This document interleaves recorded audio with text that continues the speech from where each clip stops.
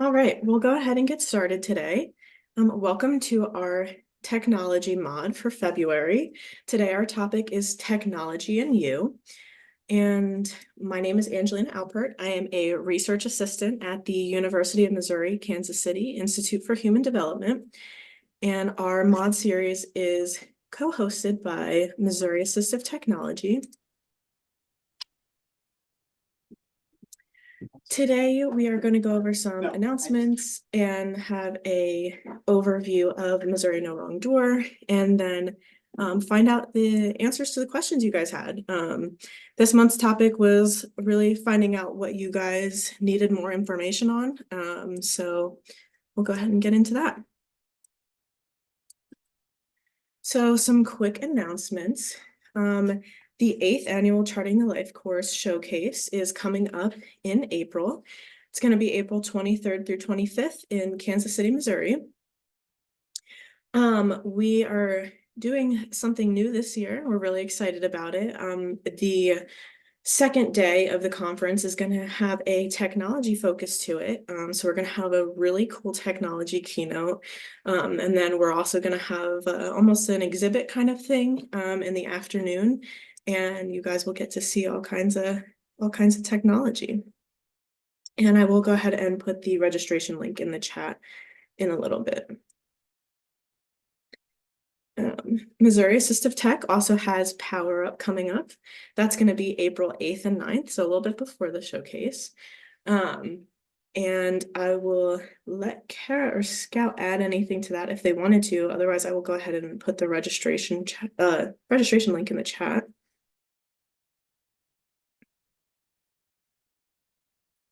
So a little bit about No Wrong Door. The goal of No Wrong Door is to transform the way people access services in the community. So supporting individuals and caregivers to make decisions on complete and accurate information about their options for anyone seeking services and supports, regardless of their age, income, or disability. So we have a lot of key partners with our No Wrong Door initiative, one of them being Missouri Assistive Technology. And part of our No Wrong Door initiative is the Missouri Open Door series. And the goal of these is to open doors to integrated supports. So this is our integrated support star, and the goal of this is that you are using each of these 5 areas of services and supports to get the services, all of the services and supports that you need. At the top there, we have personal strengths and assets. We have relationships, whether it's family, friends, or acquaintances. We have eligibility specific services, which are needs-based, based on age, income level, having a specific disability or diagnosis. So anything that you're going to need to meet eligibility requirements for. Then we have community-based, which are things that anybody has access to in the community, whether they're businesses, parks, organizations, group memberships. And then we have technology, which is personal technology from your everyday stuff, your phone, your computer, as well as assistive or adaptive and environmental technology. And that's what we talk about in these sessions. So just a little bit more about integrating services really quickly. Sometimes when we have only eligibility-based services, it can keep a person from living the integrated life in the community that they want. So the goal is to integrate the supports and services throughout their life. That way they are able to make the decisions that they want for the good life that they envision. So I'm going to go ahead and pass it over to Scout, and he's going to start us off on the technology section. So bear with us 1 second while we switch our screens. Okay. Hi, everybody. So I'm Scout with Missouri Assistive Technology, and we did put out the the request for what you want to know more about. And so we're kind of doing 2 things today. People asked to know a little bit more about how to access services, And we have a brand new website. So hopefully for some of you, you've already seen this, but if you have yet to visit our new website, I do want to just kind of walk you through a few of a few of the highlights of it. In the top left corner is our logo. And no matter where you go on the website, when you click that logo, you will come back to this home page. Below the logo is a green strip with some information about Missouri Assistive Technology, a list of our services. And when you hover on that, it does give you all of our services. Keep going across. We have resources, information about our council, information about our conference, which Angelina mentioned is coming up beginning of April. We'd love for you all to attend. It really is a super fun conference.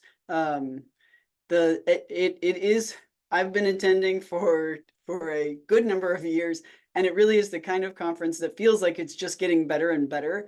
Like everybody seems to be having a better and better time. So I encourage you all to come, not just because it's fun, but it's very educational. There are some across that banner. There is a tab for Explore Assistive Technology that does take you off of our website, and then a Contact Us.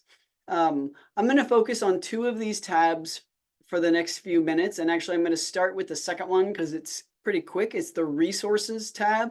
So this is our third tab over, and it has a wide variety of information for a wide variety of needs, including our ICT information, our information communication technology accessibility. So this is a lot about digital accessibility, which is quite frankly a pretty hot topic.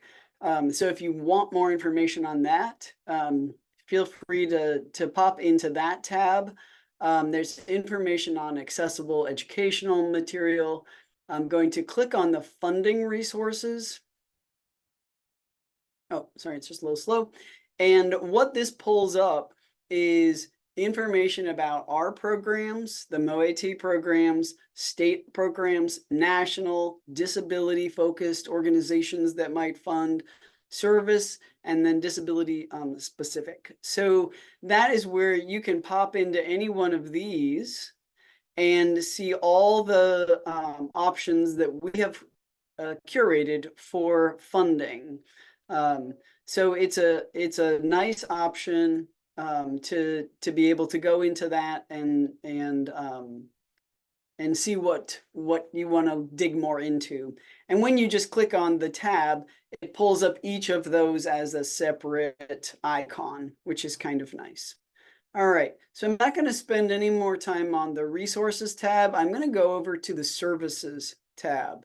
And so when I hover on the Services tab, it gives me all the drop downs, but I'm actually going to click on it and get the icons for each program. So the nice thing about our Services tab is it does give you just like a brief line about what that service is. So borrow a device, even though the name is pretty self-explanatory, we do give you a little bit more information. Borrow AT to determine if a device meets the needs before making a purchase. Device demonstration, see, touch, and try devices to help you in the decision-making process. So each one of these has just a little bit of information. And I'm actually going to just start on device demonstration. Not because it is my program, well, maybe because it is my program, but device demonstration is a service that's important to us. It is a way that we encourage people to explore assistive technology. The demonstration kind of by definition means like getting the device into your hand and trying it out, exploring, you know, what it can do, what it can't do for you, comparing that to similar items so that any individual can make an informed decision about assistive technology. One of the nice things about this program that we run is that we partner with locations across the state. And I was going to pull up one, but I'm going to pull up Nevada. There are a couple of our folks on this call that run device demonstration centers. So if you were south of Kansas City for a piece, you might be around Nevada, and you might go into On My Own and look at technology in your local area. So it gives you the center, their address, their phone number, and their contact person. So Dustin would be the contact person at this location. And as you know, all of our locations are listed on here, and all the folks, the contact folks, are happy to help explore AT with you in those areas. Now, if I go back to services, we're going to look at borrow a device. So this is our device loan program, which is known as ETC. And this program is sometimes can be confusing for people on how to get started, but once you dive into this program, it's so easy to use. We make it super user friendly. The first step is completing a loan agreement. So an agency preferably would complete the loan agreement. We do work with individuals, but generally those individuals are people that come in here. Individuals that are in other areas of the state, we ask to go through either their local IL center or any other agency that will partner with us. But you fill out that loan agreement, it's good for 3 years. That is like not something you have to fill out every time. It just states the kind of parameters of our program. And once that is done, then you are eligible to borrow devices. So when you borrow devices, you do become responsible for those devices. So you make a decision about how you want to share those with your clients. But you can then go into our device catalogs, which are listed in the second circle, find what you want to borrow, and you can just kind of look through and see the things, and then you submit a device request form. So this is all laid out on this on our new website really nicely. Takes away a lot of confusion from borrowing. So if we go into one of these catalogs, every device that we have listed will have an image, the name of the device, a description of the device, and the manufacturer. And the name of the device is actually a link that will go to that web page where that device is sold. And then the manufacturer will also be a link that will go to that manufacturer website. So we try to pack a lot of information into each piece of information here about each device. So that's and then on the side there are tabs, so you can we can break the devices apart so you don't have to scroll, but you can go to alerting devices, hearing enhancements, or speech enhancements in this hearing and speech tab. And then you can look through those devices that we have available. So, and then I'm going to go back to services.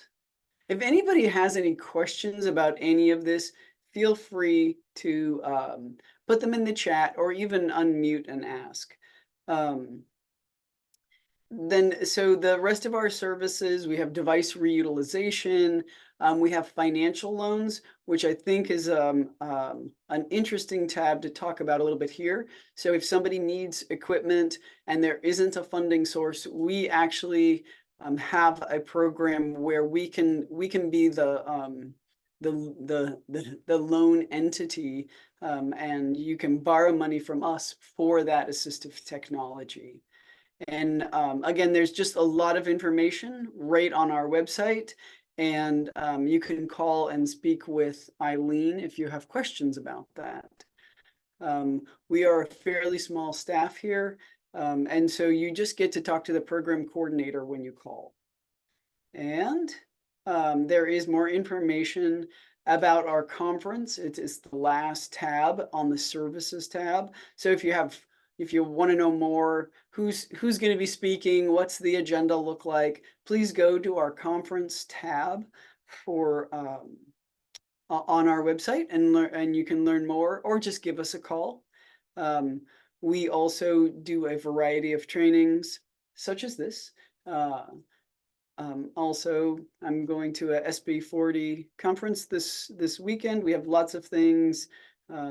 David was just in Troy last night doing a digital access training. So we try to cover the state as much as possible, and you know, we do encourage you to reach out to us if you have any questions about any of our services. And so with that, if there are no questions, I think I will then turn it over to Kara. Okay, no questions, right? There's no questions in the chat. If anybody does have a question and you're not able to unmute, you can go ahead and raise your hand and I will be able to unmute you. But I don't see anything yet, so we'll work on switching over. Great. So while Angelina is getting that up, we essentially took all your survey responses and we tried to do our best, kind of addressing each of those. You know, there was a question about if you wanted to know more about a specific device. There was a question about if you were like looking for a device to solve like a specific task or outcome. So we kind of broke those down the best that we could. We couldn't address quite everything. Some of them were really broad. So if there is something that, you know, either we don't answer completely or something that we just didn't get a chance to address, again, feel free to contact us.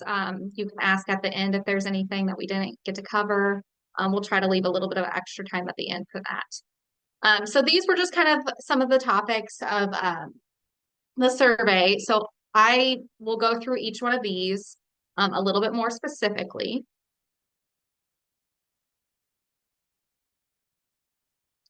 Okay, so somebody had a question about like watches for seizures.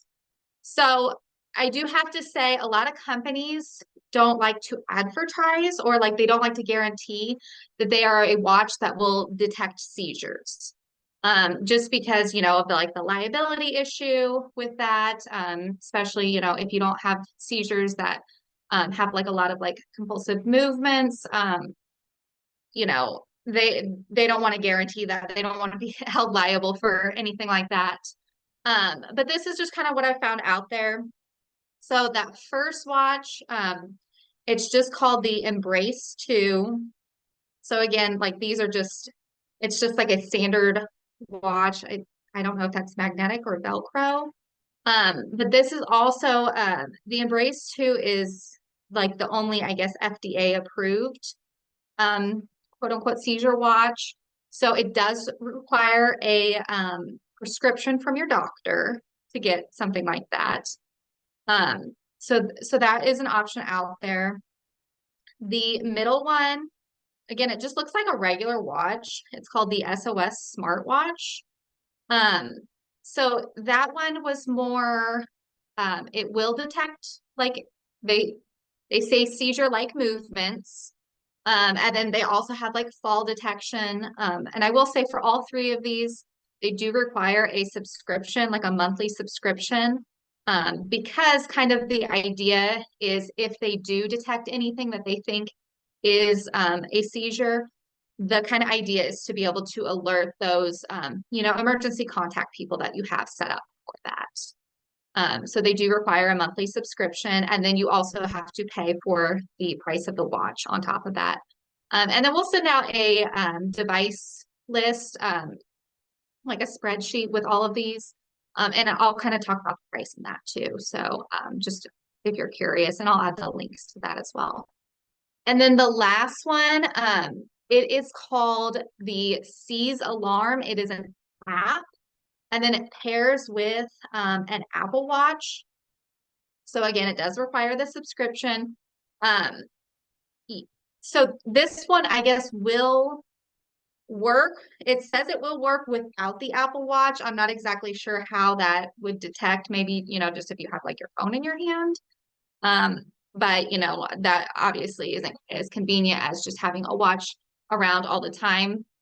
So you do have to pair the app with the watch, but again, that will detect seizure-like motions.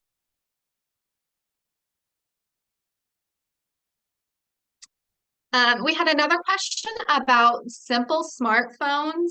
So somebody had requested just a little bit more information on smartphones, like for seniors, but these are really good for anybody that just needs something that's a little bit more simple. They still want internet access, but something that doesn't quite have all the clutter and everything on it. So a couple options that I found, the one on the left, it's called the Jitterbug Smart 4.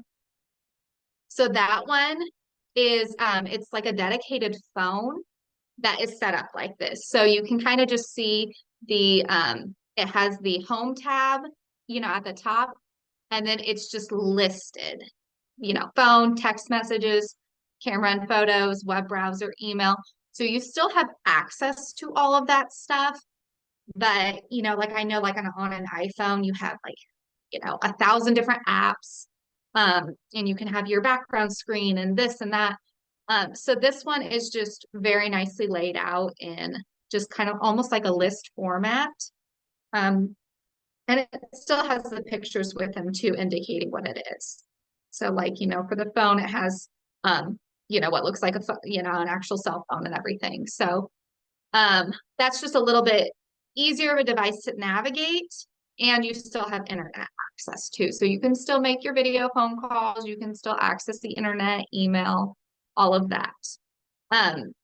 The other option too, that wouldn't, if you already have an iPhone, this wouldn't require, you to purchase anything else.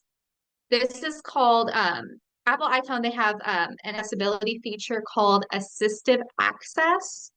So if you're familiar with guided access, it's kind of the same process. You have to go in, it's through accessibility, and I'm actually just going to double check on my iPhone. It's an accessibility, and I think it's at the very bottom. It's actually, yeah, it's underneath guided access. And it's called Assistive Access. And essentially what it does, it's kind of like the Jitterbug Smart 4. It gets rid of all that extra clutter.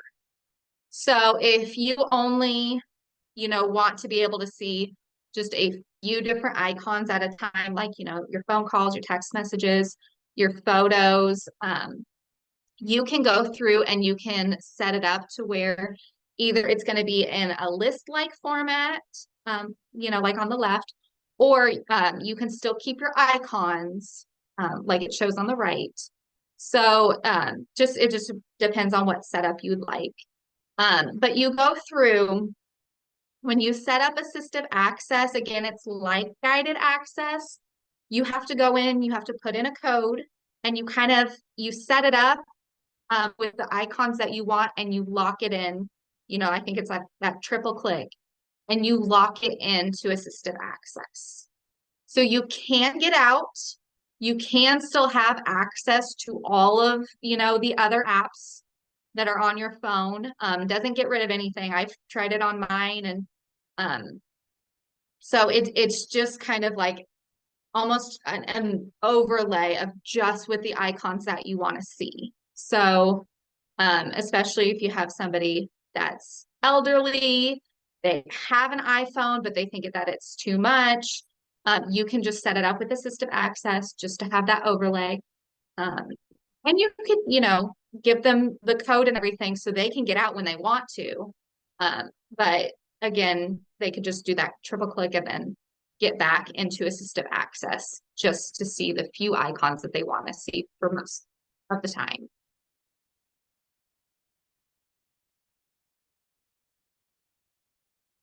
So we had a question about AAC devices. I love talking about AAC devices. I could talk all day about AAC devices, but I try to just break it down in kind of like the simplest way that I can, because we really could have a whole session on just AAC devices and then some. But I just kind of wanted to give you guys an overview of AAC devices, just so you know what's out there. Again, if you have more questions, always feel free to contact us. You can call and talk to me, and I can talk to you all day about them. So essentially, there's low tech, mid tech, and high tech. So in the low tech, I just kind of wanted to go through and describe them a little bit. So low tech, they're usually battery operated. They don't require like a charger or anything. Most of the time they're just a few buttons, and they're very simple to use. You press the button and it speaks out whatever message you record. So it doesn't take a whole lot of like having to like read instructions or anything like that. And they're usually reasonably priced. So I just put just a few of our low tech options in this category. So the first one is a Talkable 4. So that one has 4 buttons, and they're all different colored. And then above each button, like this one is probably somebody, you know, picking out what they want to eat. It looks like there's a pizza icon, cookie, snack, and I think maybe supper. So with each button,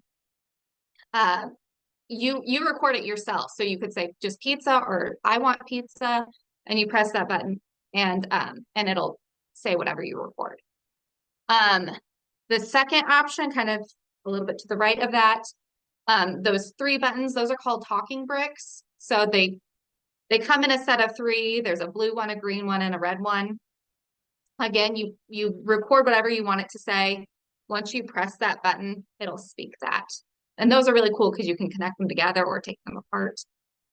And then the last one in that category is called a Big Mac. And it's just, like you can see, it's just one big red button right there. So that one will only speak that one message that you have. It's just a one button, one message system. For mid-tech, again, they're usually battery operated. There are more button options, but they're still pretty limited. They're usually pretty simple to use. Sometimes you might need the instructions to program or record. I know every now and then I have to look and I'm like, oh my gosh, how do I record, on this specific device again? But for the most part, it's still fairly simple. And you press the button and it plays the message. And those are also, for the most part, usually reasonably priced. So in this category, I just put a few of our more popular items. The first one is called, it's a Quick Talker 12. So there's a handle on the side so you can carry it around. And then there's 12 sections. They're not actual physical buttons, but it's almost in a grid-like fashion. So whenever you press on that area, it activates it and it will say the message that you record. And then the other device is called a Prox Talker. And that one, it has, so there's different icons at the top that they're just kind of on a Velcro piece just to kind of hold the icons. And then below that is the actual device. So there's 5 buttons that whenever you put that Velcro icon on and press it down, it will speak that message. So then there's a speaker below that. And then we also have an option too that, you could put like 4 messages on, and then you could put, there's a different icon that you can put that will speak all of them in a row. So it's almost like building a sentence. So that one's a pretty popular device too for our mid-tech.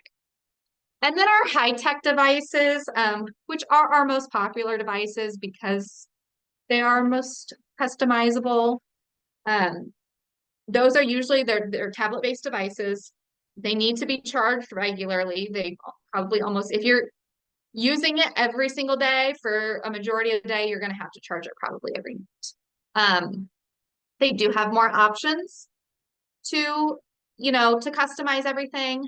But going with that, it can also be a little bit more complex to figure out how to customize everything, and just to kind of learn the device.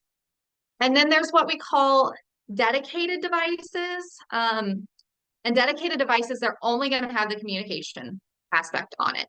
You are not going to be able to go to the internet. You're not going to be able to text your friends or anything. It's just that communication piece. Or there's non-dedicated, so you can access other apps, get on the internet, do all of that. And then going along with this, they're usually more expensive. They're going to be more expensive than the low to mid-tech devices. And then in this category, I have a picture. The first one is of the Accent 800. It's just, they come in all different colors. This one's blue and it has a handle at the top.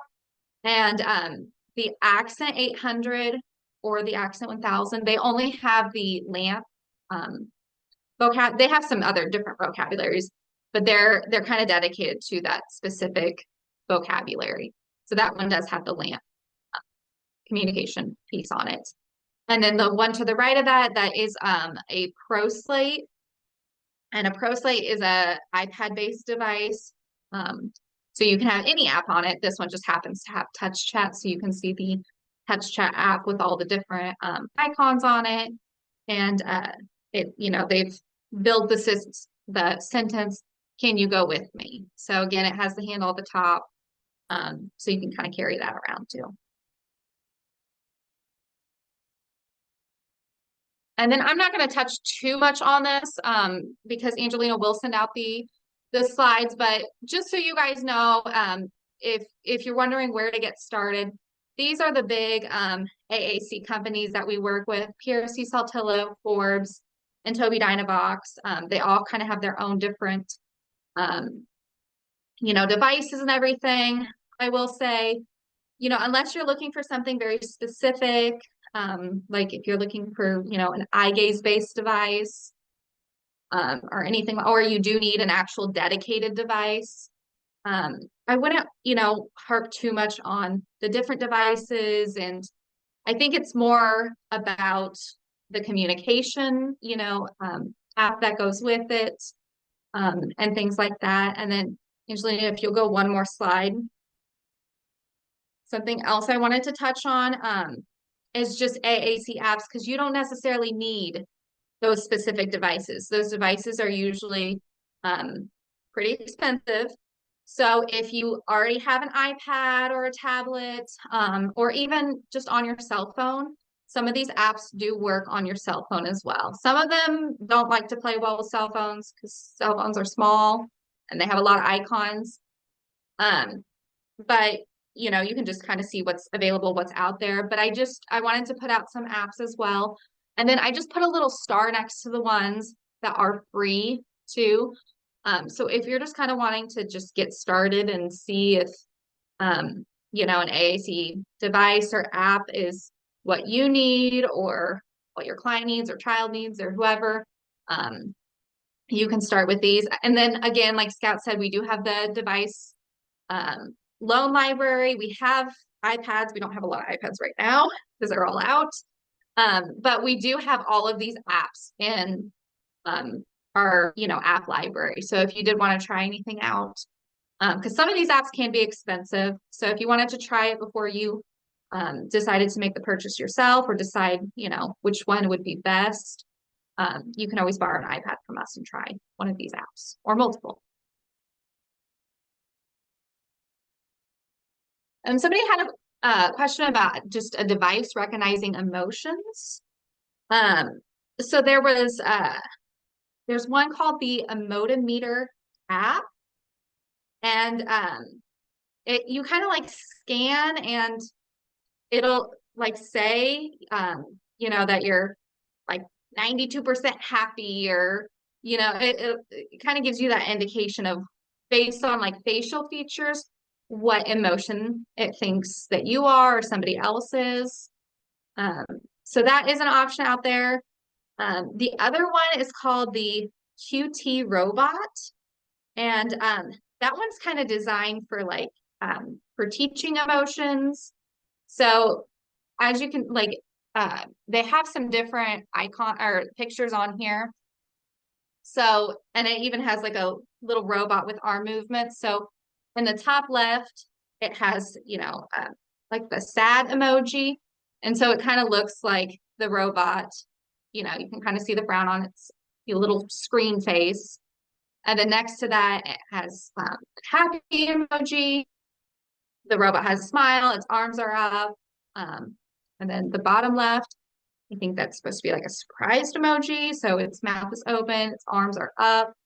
And then the very bottom right, that's the angry emoji. And its arms are kind of down and it looks like, maybe it has like a frown and, some angry eyebrows. So it is designed to kind of teach, recognize and teach those emotions. And then just something to keep in mind too is just kind of like the ever evolving AI technology. There's a lot of different like programs and apps that are using AI or, kind of just starting that process of using AI to detect emotion. So that's just something to keep an eye out, just to kind of see how it evolves. And, AI is just constantly getting better, and learning new things. So that is something that I'm sure we will see in the future of AI being able to detect all different kinds of emotions. And I even read somewhere that it was using like AI technology to detect emotions based on like your tone of voice.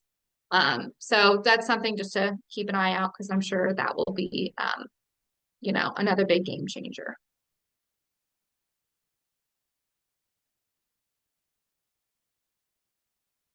So here's an electronic stethoscope. So we do have one. We have the very first one that's called the Cardionics e-scope. So it looks like a traditional stethoscope, but it does amplify. So it's, designed for somebody that does have hearing loss.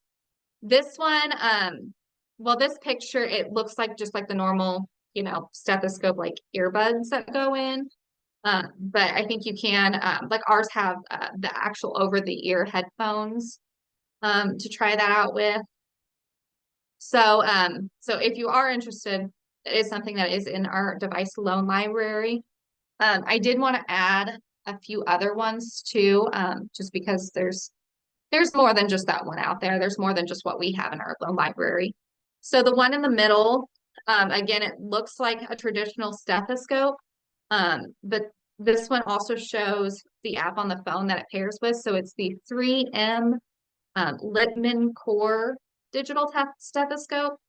So it does amplify as well. All three of these will amplify, but that one, it also pairs with an app. So it's kind of like a smart stethoscopes too. As you are using the stethoscope, it'll, like put those stats on the app and on the phone. So you can track it, a family member could track it or whoever. And then the one on the very right, that one is, it has like the traditional stethoscope like knob, but it doesn't have all the, cords and pieces to it. It's just kind of that little knob, because it is designed to be, like paired with your own headphones, or, I think it can even pair like, through Bluetooth with like hearing aids. And then, so that in that picture, it just shows like the, Apple, the AirPods that you could pair it with. And then it also shows the app that it pairs with too, because it is a smart stethoscope as well. So, but all three will amplify. And then the other section that we had asked about were specific tasks, outcomes, or conditions, if you guys were looking for any specific devices for that. So these were just kind of some of the survey responses that we got with that. And I'll go through each one. So somebody was talking about just cooking with chronic pain and fatigue. Angelina, could you click on that article if it'll let you? I found a few articles. Somebody asked about cooking and cleaning with chronic pain. And this website, it had a lot of good articles and tips for both. So I just wanted to put that link in here. Sorry, it took a Just second to because- load. Oh, you're fine. Can you see it? Yeah, I can see it Okay. now. So I won't go into detail on everything, but this is just like, you know, 6 quick tips. Like purchase tools that are easy to use, and I'm going to talk about some of those tools. But you know, some of the other things too might not necessarily be assistive technology related. It's just about finding what works for you and finding some different accommodations that work for you. So buying pre-cut, you know, vegetables, any kind of pre-cut ingredients. So then you don't even have to worry about that prep work. Sitting on a stool, if you can sit down at a table while you're cooking, that kind of, you know, can help reduce fatigue that. Because I know if you're cooking a meal, you're probably standing for a good 45 minutes, depending on what you're cooking. So if you can sit on at a stool or sit at a table especially while you're doing the prep work piece, or if you're just sitting there having to stir something, sitting on a stool is a great option. Using a slow cooker, so then that kind of takes away from having to just sit and watch your food. If you can do a slow cooker, that's a lifesaver. And then just some other tips that they had, if you just consider doubling the amount of food that you prepare, so then you don't have to cook every single day. You can have leftovers. And then just think about cleanup ahead of time. You know, they have those, like if you do use the slow cooker, they have those slow cooker liners that you can put in there. So then you don't have to worry about like, you know, having to scrub that when you're done. You can just take the liner out and throw that away. So, you know, just think about some things like that. If you can put foil down so you don't have to scrub the pan, those are always great options. All right. And then will you go back to the, thank you. So yeah, so like I said, if you can buy the pre-cut vegetables, some other options, like you know, they said if you can use kitchen tools that are easy to use. So like a lightweight angled knife, that's not going to take, you know, very lightweight. And then you just kind of have to do like the rocking motion instead of having to like, you know, cut or chop. Same with the rocking tea knife, you just kind of have to be able to rock that back and forth. So it's something that's a little bit easier to use than the standard traditional knife. They also have electric knives. So it'll kind of do that like sawing back and forth motion. So then you don't have to manually do that. And then the last one on the left, they have I think this one's more made for salads. You can see a bowl of salad right there, and it looks like they're putting like a cucumber or something through the top. And then I think you just have to, you know, they have the handle right there, and I think you just press a button on the side and it'll slice that cucumber for you. So they have electric food slicers, different food processors that will kind of, you know, chop up the food for you. So then again, that will kind of take away some of that, just that effort that you have to put in with you know, chopping and prepping your food.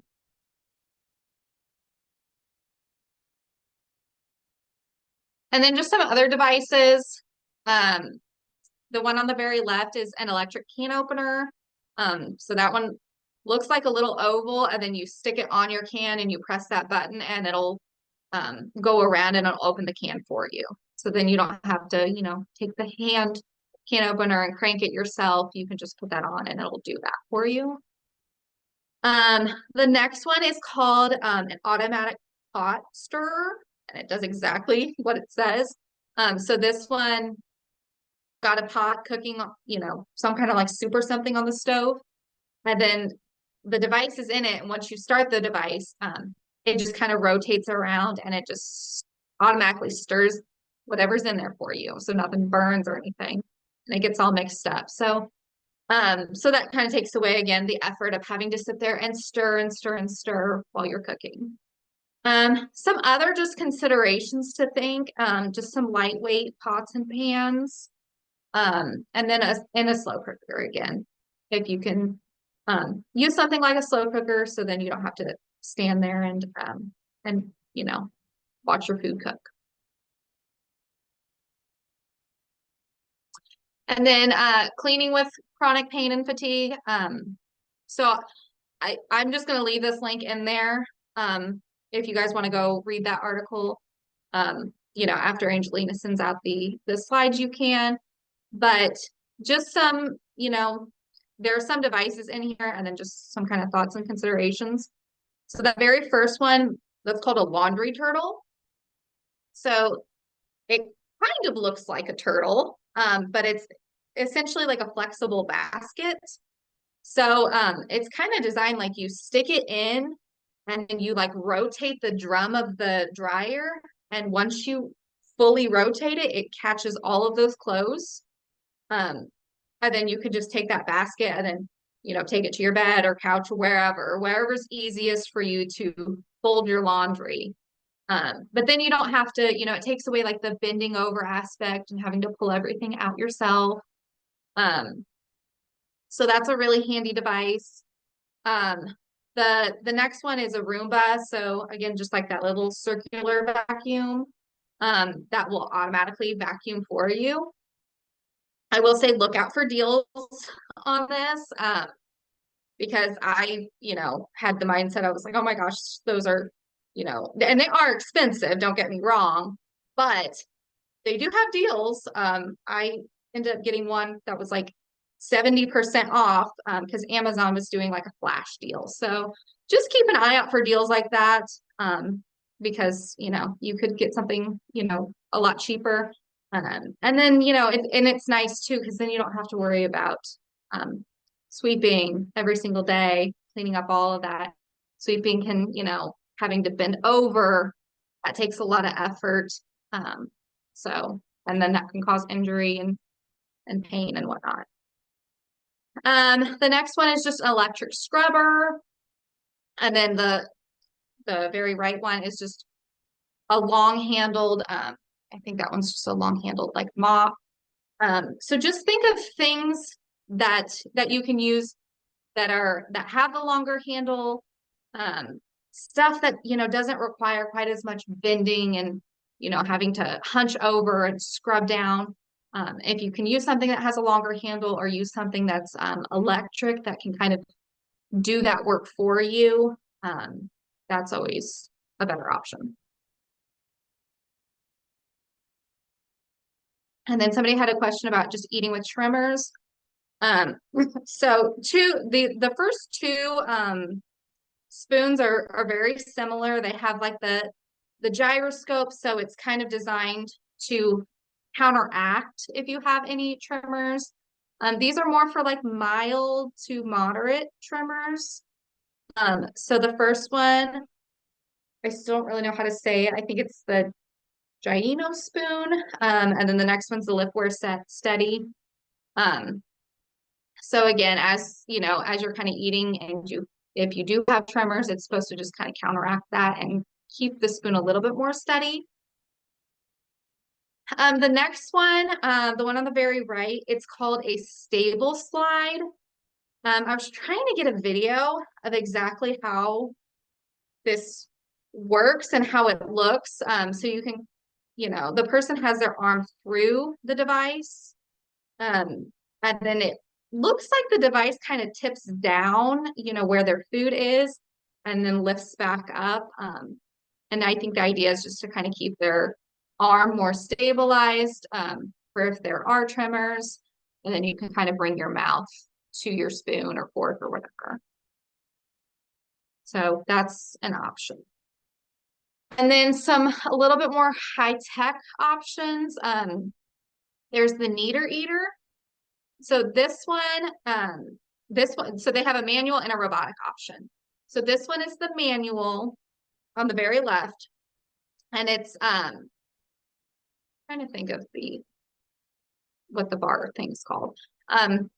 Anywho, so the bar goes down, you scoop it up, and then it'll kind of like almost automatically like lift back up, and you can bring your mouth to that. So it's designed to, I mean, you could literally just push it down with your hand and let it lift back up itself. So then if you are having tremors, you don't have to hold on to it quite as much. Again, it's supposed to kind of counteract some of those motions. And then they have a robotic option for the Neater Eater, and as well as the OB. Thank you, Scout, the hydraulic, the hydraulic piece. But the OB and then the Neater Eater, the robotic one, that just kind of takes away having to, you know, use your hands to bring the food to your mouth, period. You just use a button and it kind of does it for you.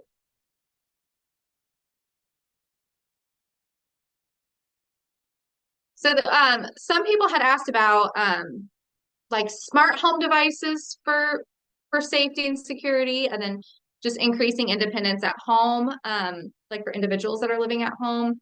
So I just wanted to put in the link in here, the previous mod that we have done for assistive technology for safety and security in the home.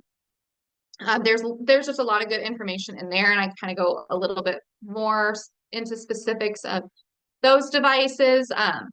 But just to kind of highlight what's out there to look into, some smart locks if you have an individual living at home. You know, try to find something that you can look on the app to see if the door is locked or unlocked. And, you know, ones that will, once you close the door, it'll automatically lock it. Yeah, so then I think Scout mentioned we would like to have a whole session on just smart home devices because there's so much more than I can just cover right now. And then just surveillance systems. So like I personally have like a Blink camera in my house that works with an app. You can use a Ring doorbell just so you can kind of see what's going on inside the home or see who's coming to the home. And then just personal emergency response systems. So kind of like your life alert, something that they can press, you know, if they do happen to have a fall or an accident. And then somebody had just asked about planning, you know, like project management, task management, time management.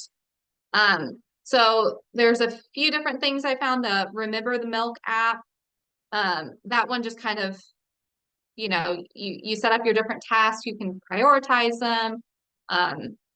So, and then on the, you know, on the very left, it has, you know, you can organize it by today, tomorrow, this week. You can have different lists, and then it's kind of even like color coded. The one in the middle is called the priority matrix. So that just kind of helps categorize. They have 4 different sections: do first, schedule, delegate, or avoid. So that's, you know, kind of helps you determine what tasks need to be done immediately, what tasks do need to be done, but you can wait a little while. And then the one on the very right, Scout just got this. It's just a chore tracker. It's an actual like physical plastic, you know, device that you can put your own list in. And then it has, on the right, it has like a physical little like button moving, I don't know what to call it, a little moving button. So you can, you know, it starts out with an X if you haven't done it, and then you just slide it over, and it's a check mark when you do complete it. And then just some other tech related questions. I think we covered most of this when Scott went over the website. I did link where it says funding. Again, I linked, there's a link on our website, but I also linked, oh, thank you, Angelina. There's, we did a whole mod session on funding. So I wanted to link that there for you as well. And then I think aside from that, if you guys have any other questions. Oh, thank you, Dustin. He said that Android and Samsung have a simple, easy mode. I wasn't sure if they did or not, 'cause I was trying to look, because I only have an iPhone, so I can only see what iPhone does, but thank you, that's good to know. And if anyone has any questions that they don't want to put in the chat, you can go ahead and raise your hand again, and I can unmute you as well. I'll start going through the ending slides here, as we only have a few minutes left, but if we have any questions come in, I will stop for those. As Kara has mentioned throughout, this recording and the slides do get sent out afterwards, so if there was anything you missed while you were here today, you'll get those. And then this is our schedule for upcoming ones. The next technology one is going to be March 27th. And we also have another benefit series coming up, which is going to be on March 13th. So those are the two closest ones. And then UMKC is also we house the Missouri Family to Family, which is a statewide resource center. And there's some resources there as well, and some additional trainings on charting the life course. And then our website is Life Course Tools, if you wanted to check anything out there. And then I'll toss everybody's contacts up for a minute and wait and see if we get any other questions. Well, thank you guys for coming. We'll stick around for a few minutes if you guys have any questions that you don't want to ask while being recorded or anything. Yeah, I'll go ahead and stop the recording. Thank you everyone for joining us today, and we look forward to seeing you at the next one. Yep, thanks everybody, and I guess we're still on, so thanks everybody, and we did ask for feedback on this one, but if you have feedback on future ones, please just reach out to us and let us know.